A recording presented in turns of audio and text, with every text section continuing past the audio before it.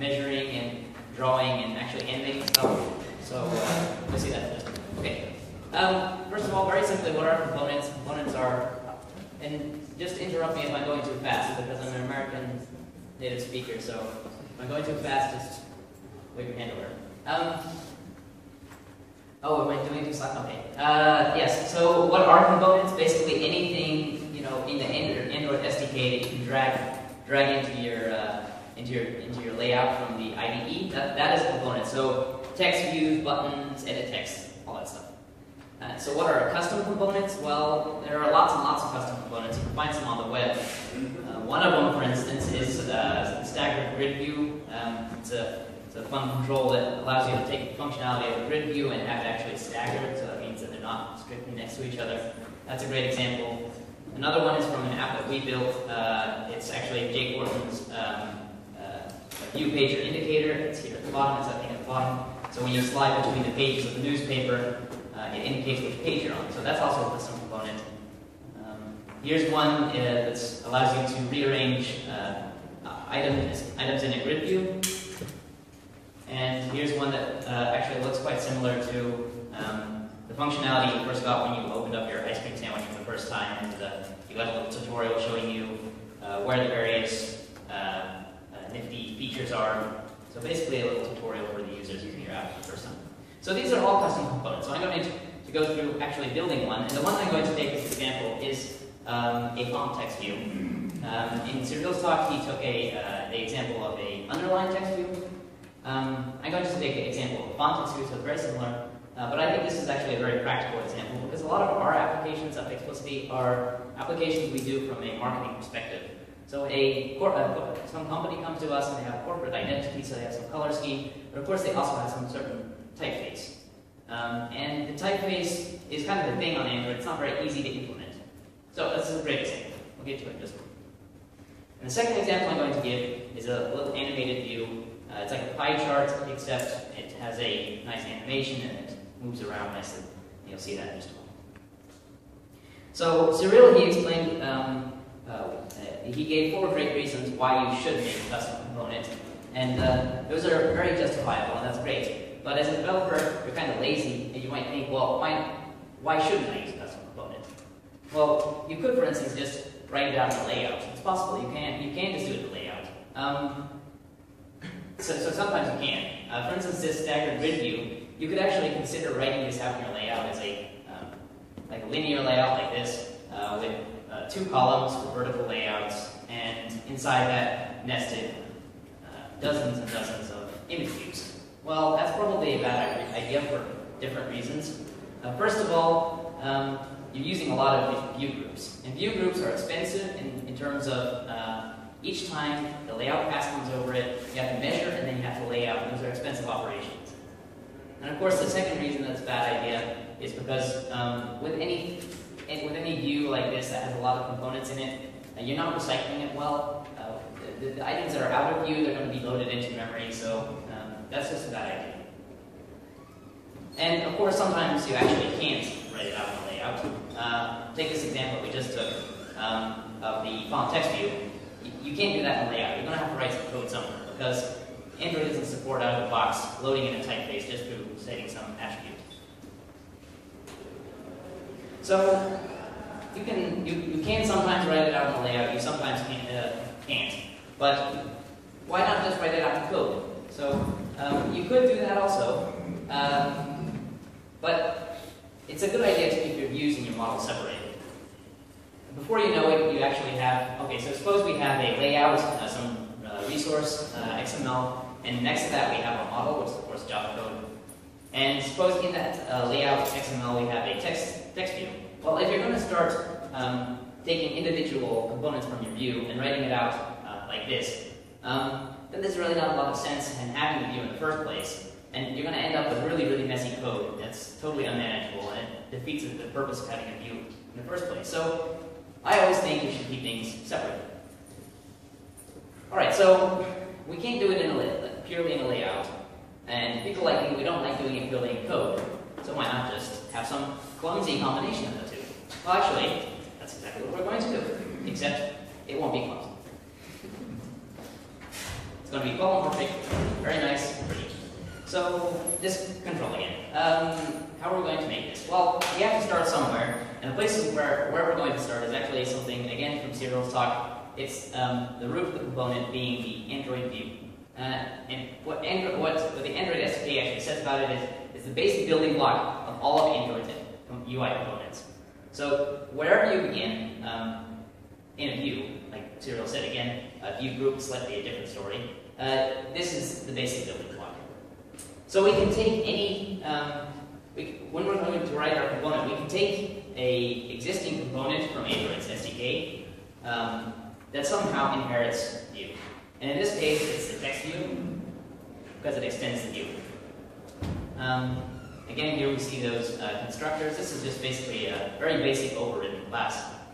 We have here a simple constructor when you're actually writing it from code. Well, we wanted to avoid that. Here's a constructor that's actually called when we're inflating it from view, from the XML. And here we have the same one, but you can also provide a specific base style. So there's nothing new here. This is just, an extended class. So this doesn't provide what we needed to do. So I can add in that function, of course, set typeface, and the string being some typeface name that I have somewhere in my application. For instance, like Arial or Georgia or something, some font I want to use. So I define here some font, a font util class, and that looks like this. It's very basic. If you're not familiar with actually setting a typeface, you can. If you want to set a typeface, you can just create it from the assets folder. Here, from our context, we're actually getting the assets, and in our package explorer here in Eclipse, we actually see that I have a subfolder here with all my fonts listed. So again, this is the assets folder. I grab it from my context, and this is my subfolder, and that's how I read my fonts. So this works, but there are a few problems with it. I don't want to go into too much detail, but we should probably reuse the typefaces. Just for clean code, we're just going to go ahead and do that. I've just refactored things here a little bit. I now have this helper function here, and this is the same thing, right? Create from asset. Here's the assets folder. There's a subfolder, and this is the typeface name. Now what I do is I check actually if we have a typeface in a hash map. Which I define up here. And if I found it, then great, I can just go ahead and return it. If not, then I actually create that from the assets, and I return it. Okay, great. So this loads a font, but it doesn't help us anything, because we still have our font text view from our layout, and when I have to invoke free of the code, we have to call set typeface and provide a string. So this isn't going anywhere, this isn't helping us. Like I said, here's the layout I've defined with our custom component. Pay attention that when you're actually referencing your custom component, that you provide the fully qualified name. Otherwise, Android will be just looking in the Android SDK, which is, I think, android.widget, and then .linear layout and text view or whatever. So just provide your fully qualified name, and it'll show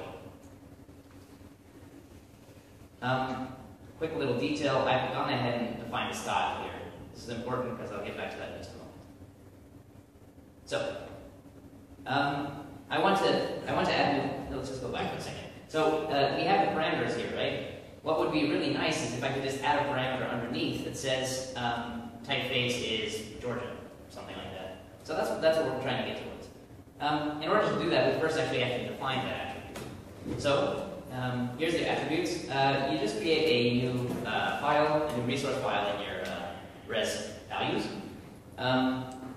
Call it, I think one of the best, the convention is that it's called attrs, attrs.xml. And then just define the style with the name of your component. Oh. This is the attribute. This is our attribute name. And of course, it's a string. Best convention actually is if you want to reuse attributes, you can only define them once. So if you want to reference an attribute that you created somewhere else, just move it outside and put it somewhere like this in a sort of like a header and make the references to it each time you actually want to use it in style. All right, back to our component. Here again are those constructors. I'm just going to add a init function It doesn't really do anything special. It just puts all of our logic for creating the components in one place. And I'll define it like this. This is our init function. When we actually come in from the constructor and we get an attribute set, this is when we're creating a component from the layout, which means we have various attributes that we can read. And we're interested in reading the attribute set for the font text view. So we grab from the context, obtain style attributes, we get a typed array for that, and then we read the attribute that we defined earlier, like this. And that just gives us a string. So now we have the attribute typeface, and that is actually the typeface name. It's a string. This bottom one is just a little helper function. I can actually still invoke that the function straight through my code to set the typeface manually. So again, this is the attribute, setting the attributes directly from the layout. One thing to note here, by the way, is this typed array. Make sure that you recycle it when you're done with it. This is a bit of compact code, so where's Cyril? He's not. But he mentioned that you should probably put this in a try in final in case anything goes wrong. He's absolutely right, but I didn't fit on the slide. So again, just to make things a bit more visual, this is the stylable. Whether you're using IntelliJ or Eclipse, of course, you can just use the code complete for r.stylable and it'll just show up. So you don't have to necessarily memorize this. And that is the attribute name. And it'll always show up as stylable prefix in front of it. So if the typeface attribute is actually defined, we just use this same helper function to set it. And then that invokes the font util, sets the typeface, done. Great, so what we have to do now is actually change our layout to include that attribute. Before you do that, you have to define a new namespace. Why do you have to do that? Well, because Android doesn't know where it's supposed to be looking for these defined attributes. So before you can actually define the set of values to the attribute, you have to define your namespace. The namespace definition is pretty straightforward. It's the same prefix as the Android namespace, so that part's easy to remember, but then something funny happens. You have res and res auto.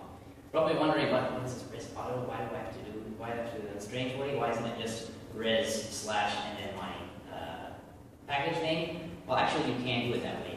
You can actually write out your apk slash res slash and then your fully qualified name. That works, that's not a problem, but it's just in general a better idea to use res auto, because if you're using this entire concept in some sort of library, then your package name will change if you're using it if you're referencing it from a project. So you don't actually go ahead and change the library each time you're going to reference it from the project that you're trying to use it.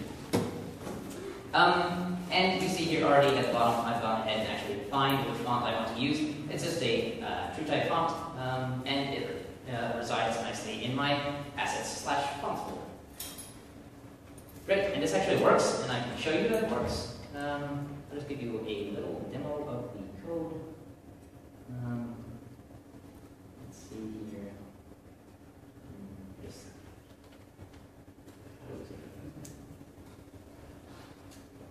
Here's our main activity. It's nothing too interesting. I just want to show you where the fragment is. Actually, you know what, before we do that, why don't we just look at what our application actually looks like. I was going to do it in just the standard emulator, but since Gain Motion is launching today, I thought it would be a nice idea to actually use theirs. And I was pretty impressed by how fast this actually starts up.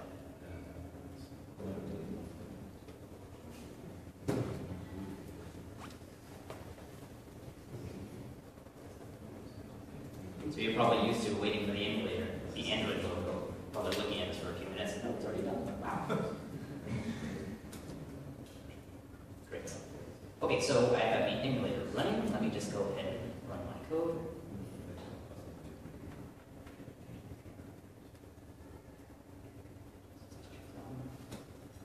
Great, there it is. Bigger.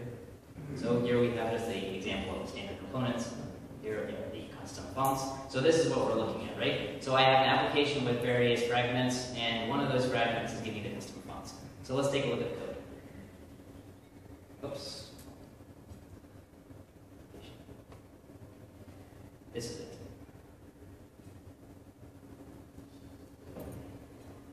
As you can see, there's absolutely nothing in my model. My model simply inflates the view, and it's done. So, I'm doing this one-handed, so this is... And again, you see the views. They simply have a style. The first one uses the default font from Android. If we switch back to, you can see that the font, the topmost one is actually Roboto, and the other ones are, whatever it's defined to be. Works fantastically. Great. So this is a great concept, except this isn't really actually usable, as I noticed in production code, because when I build a marketing app and I have to use the font everywhere, and I have to actually write typeface equals Abdel regular every single time. So what I would want instead is to simply define a style and put my attribute in there. Well, we can't. This is how we do it. This is just a style that I defined before. At the moment, there's nothing special in it. There's just some text, some funny text that it's a pangram I found somewhere, and it has a text size. So these are just the standard Android styles. We'll go ahead and add one. And again, all we have to do is provide a fully qualified name. So where it would otherwise be Android, it's our qualified name, and then our attribute. There it is. Done.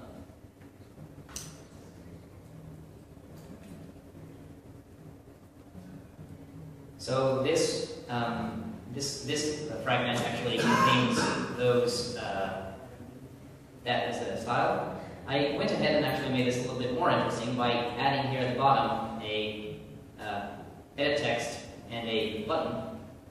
And as you see, they also have a custom font. And you're probably wondering if I rewrote all that code. Well, actually, no, I didn't. That's the nice thing. If I look at this button, for instance, all it does here is it uses that font util function to actually invoke it again.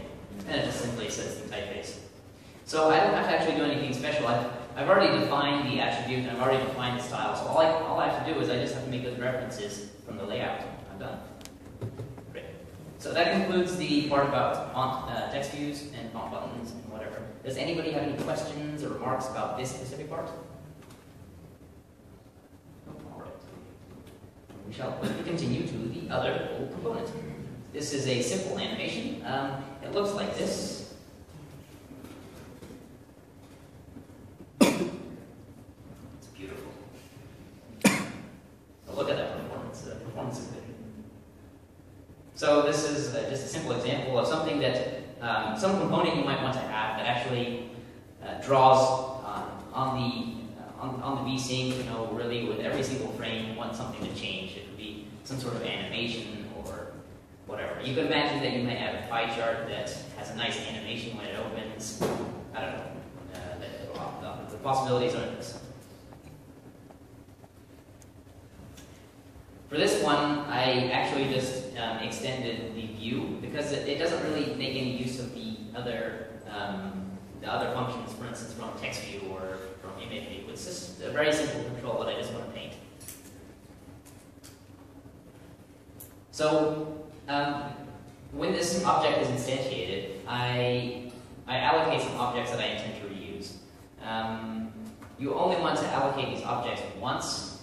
Because if you're going to be doing it in some function that is invoked every 60 times a second, then what is actually going to be happening is the VM is going to be allocating memory for an object during that function, and that will be adding up, and then at some point the garbage collector will come around and it will decide to clean all that stuff up. And if that's going to be happening in a function that's supposed to be executing within 16 milliseconds, and it locks up for like 10 milliseconds or something like that, then it's going to only give your application 6 milliseconds to actually perform the drawing operation. So while that has gotten better and better through the different iterations of the Android SDK, you want to really avoid overworking the garbage collector. So the best way of doing that is just recycling objects. So here we allocate it, and we use them in the various functions. So just make references to them.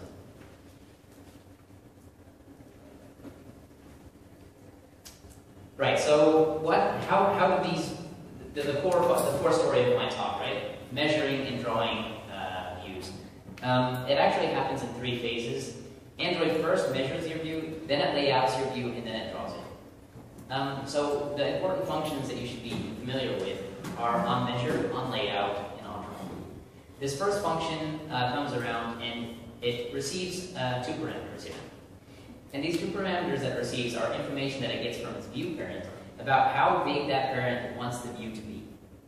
So the view parent will give your view a hint of a width and a height. Now you're probably asking yourself, are those like in pixels or dps or what is that? Well, actually it's a packed hint. It's a 32-bit hint that contains both the size of pixels and some certain mode. And that mode is reflected in a constant from MeasureSpec. It can be one of 3 values. It can be either exactly, which means exactly that the dimension of your view from its view parent is set to be exactly so many pixels.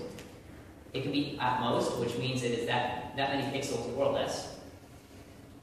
Or it can be unspecified. And in the case of unspecified, it's actually probably a list view or a grid view, where the size of your view isn't actually known.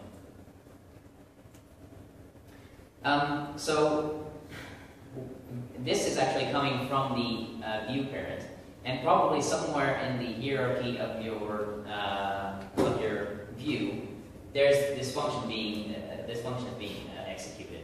It's creating a MeasureSpec, and it's somehow being passed through your function to your component in onMeasure. So you can read it out in exactly in a very similar way. There are just some helper functions, MeasureSpec.getSize, suggesting in pixels, and the same thing for determining the mode. There's one thing that you should always do is call setMeasureDimension before you return. You can do it like this, simply having an empty body and returning the dimension, or defining your own measurement function and returning, or you can call the super, because there is always in the Android SDK with various components, there's always some implementation that will control the measurement, whether it's a raw view that we're going to be using here or a text view or whatever. You don't really have to worry about remembering this, because if you forget to do it, your app will just crash and burn, and you'll look into the log cat like what happened, and it'll know, so don't worry about it. Just make sure you do it before you release it. A simple little example, you might not have noticed, but we're doing a little simple text view here. I just wanted to illustrate a really simple little measurement function to give you a flavor of how you can, for instance, use this. What I've done here is, suppose we have a text paint, and text paints are used for actually painting text onto a canvas. So we have some text paint, and we want to measure the size of some text. So this is, again, some field where we have text provided. We measure its width. We add the padding on the left and the padding on the right. That is put into the width and subsequently returned. Similarly, for the height, we measure the extent of the text above the baseline and below the baseline. Add the, sorry, this is a typo, top and bottom, a little bit of copy-paste mistake there, and return. So this is just really simple. Your text view is not going to be very interesting, because it won't actually flow to the next line or anything like that, because measure text will assume that your text is actually just completely spanned in the width, and the ascent and descent will just be for one line. So it will probably actually undoubtedly extend beyond the view parent's dimensions, but it just is a simple example of measuring something and returning its dimensions. So for our for our view, we're going to do something a little bit more complicated. Recall, of course, that we have a circle. So it's a pie chart, and what we want to do, I suppose, is we want to make sure that our view is always square. I didn't actually cover all the cases, but what I did here is I just basically determined the minimum width, the suggested minimum width. And there's a helper function here in the view that will actually make your life a little bit easier. You can simply provide that minimum width, which is in pixels, and provide that measure spec that we were talking about earlier. And it will figure out what the suggested, it'll resolve the width for you. So for instance, if your measure spec mode is at least, then it'll resolve that the width is this minimum amount or more, depending on what the view parent actually wants your view to be. Now, for the height, I did something a little bit different. Here you see I got the minimum height, but I got it from, I actually am providing the width. That's not a typo, that's actually intentional because, again, we want it square. Yes? Okay. Wow, that's quick. All right. The padding is here just to compensate so that we don't, well, basically you always want to have padding. So there's nothing special, I just added it here and here. Layout is a bit of a different story.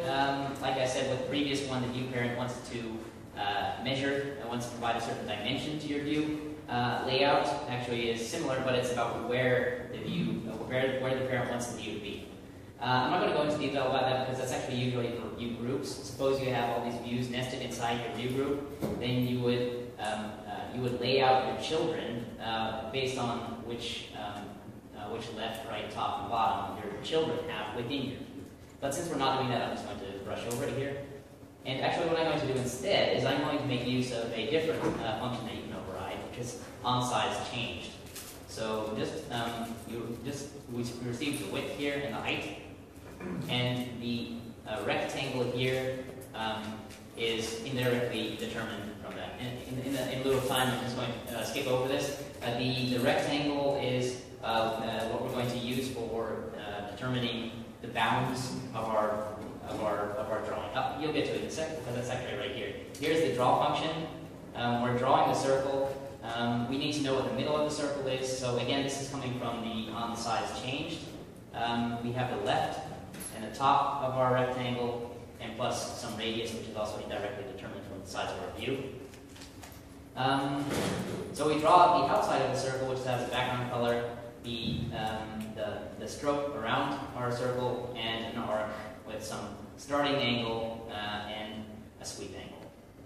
So great, this actually works. The final thing that we have to do here is actually causing that animation.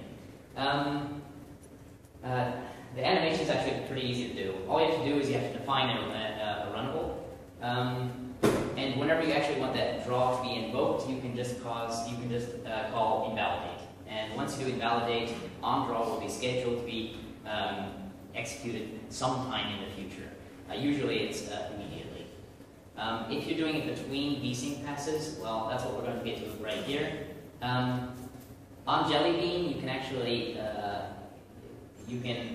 synchronize things with the choreographer. So that will give you the opportunity to post on the animation, post synchronized with the animation.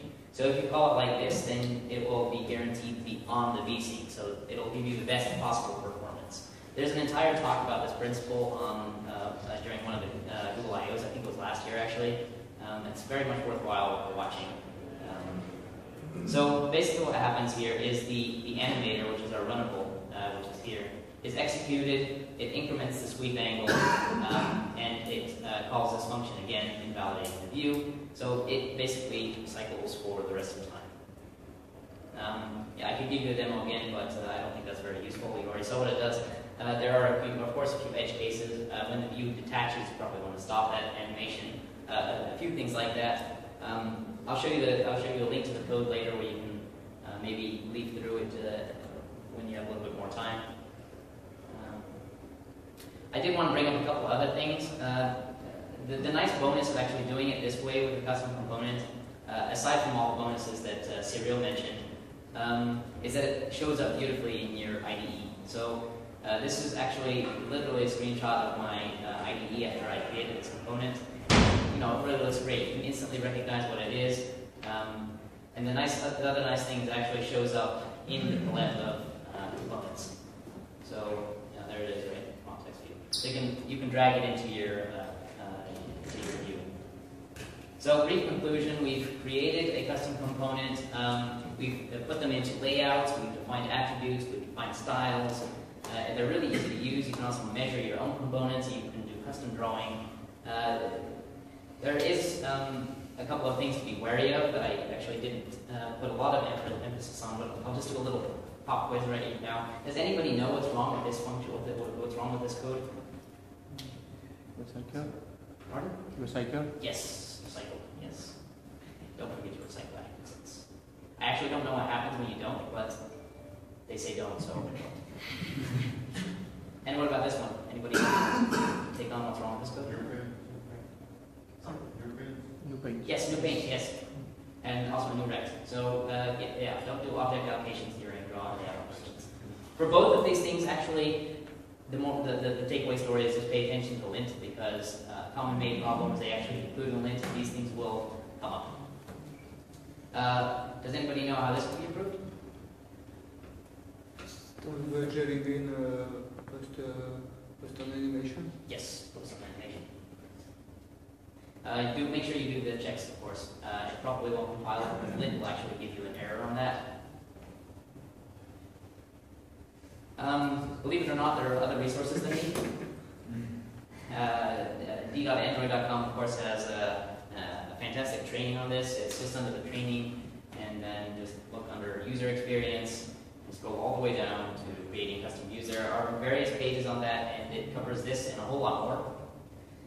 There's also a guide. Well, so you probably ask yourself, what is the difference between a guide and a training?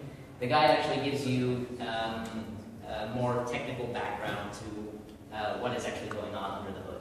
So it's always good to know how it works, because if you know how it works, then you also know how to make it work better. There's a great resource for experimenting with, or taking a look at some new things that other people have thought of. Here, this one is by Square. It's actually featured on their homepage. There's a staggered grid view here at the bottom right that I mentioned at the beginning. There are lots of them. It's worth taking a look. So that's androidviews.net.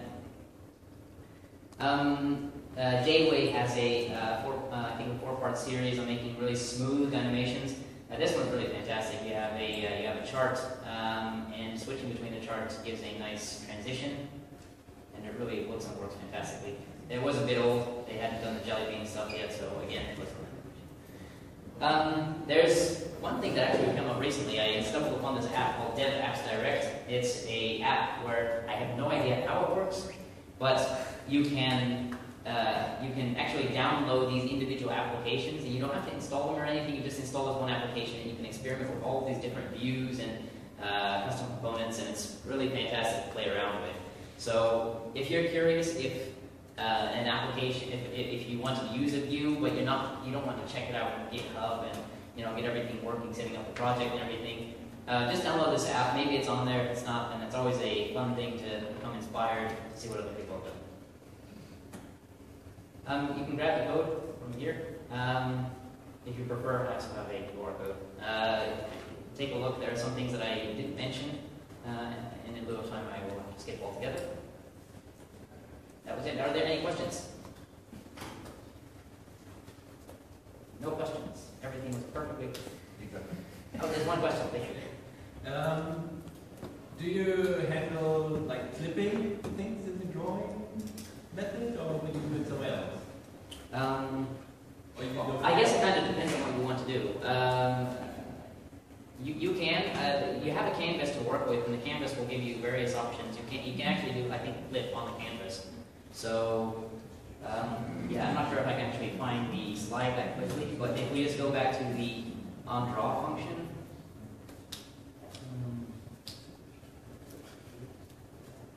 Yeah, you have actually a canvas here to work with. And this canvas will provide various functions. You can transpose it, you can scale things, so stuff like that. Let's take that out of your hands. Does that answer your question? Okay.